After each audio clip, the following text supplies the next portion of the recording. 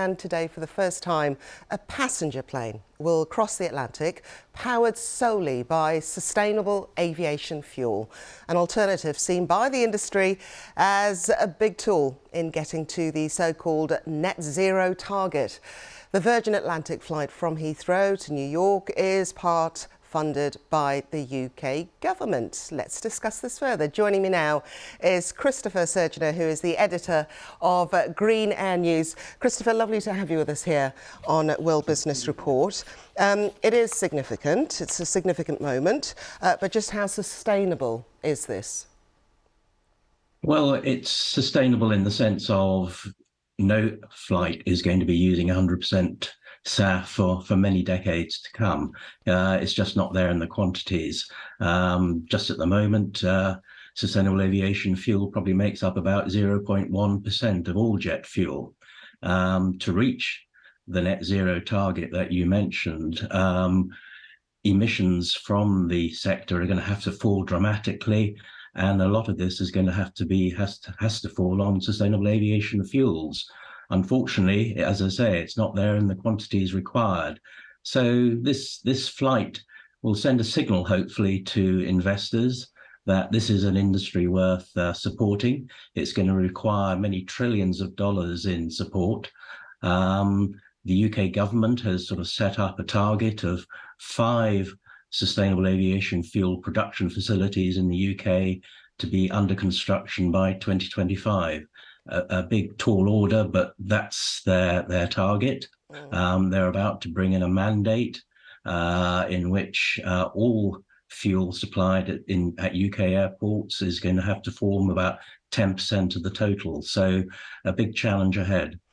Christopher, I just want to pick up on the point you brought up concerning investment within the sector. I mean, we've seen how much the motor car industry has invested in EV and building up capacity. Do we have an idea of the levels of investment that has been put into achieving net zero within the aviation sector?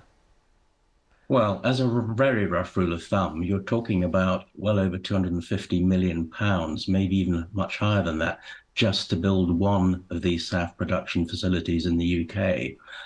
To put that into perspective, the UK government offered, I think it was £50 million a couple of weeks ago to about 9 projects. So £50 million, as I say, isn't going to go a long way. But much of this investment is going to have to come from the outside.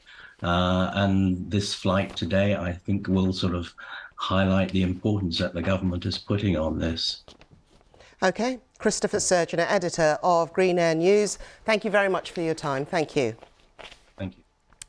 Let's turn our attention to COP28. It has, of course, kicked off. That climate summit is being seen as a chance to take stock on the level of action that has been taken so far, and also perhaps reset and try and work out what's needed to move more quickly towards a global clean energy transition. Now, so far, the move to renewables has been seen as dangerously off course.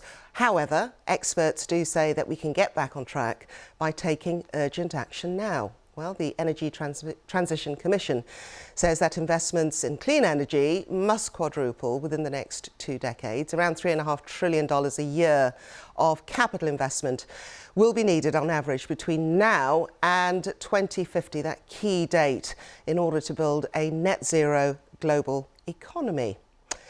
Let us cross now and speak to Lord Adair Turner. Thank you for joining us here on BBC News. First off, just how far off course are we in trying to hit that target of 2050? Well, it's a mix across different sectors of the economy.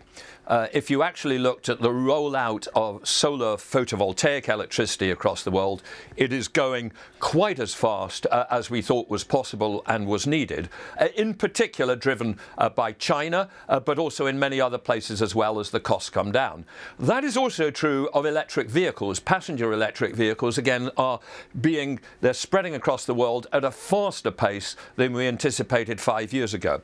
Switch, however, to the pace at which we are moving from residential heat based on gas, particularly in the UK, to using heat pumps, and we're going too slowly.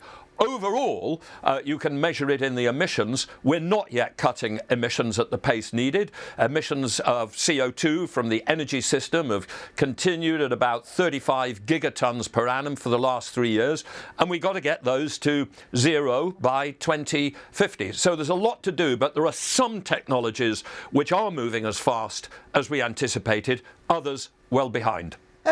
Lord Adair, where does the problem lie then? Were we unrealistic by setting this target of 2050?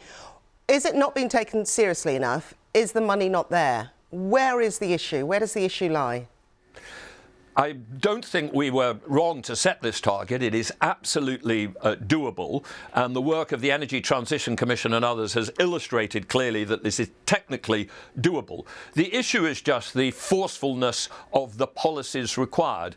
Let's take, for instance, a very optimistic report you just had of the first 100% sustainable aviation fuel flight across the Atlantic. We've known for several years that this is technologically possible. There's no difficulty in making a sustainable aviation fuel, but we will not drive that to end up as 100% unless we have either carbon taxes applied to the aviation sector, or we have what's called mandates, requirements that by a certain date, a given percentage, let's say 10% by 2030, 20% by 2035, and then up to 100% by 2050, has to be sustainable. What we need is politicians to be bold enough to make some of those big decisions, and if they make them, then the private sector will come behind and will do the investments which are required to meet this decarbonisation possibility. Because let's be clear, this is technically possible. We don't need to imagine that the scientists are going to come up with new things. We already know the technologies that can get us to net zero. Lord Adair Turner, Chair of the Energy Transitions Commission, thank you very much indeed. And I should have added an international think tank there, focused on economic growth and also climate change mitigation.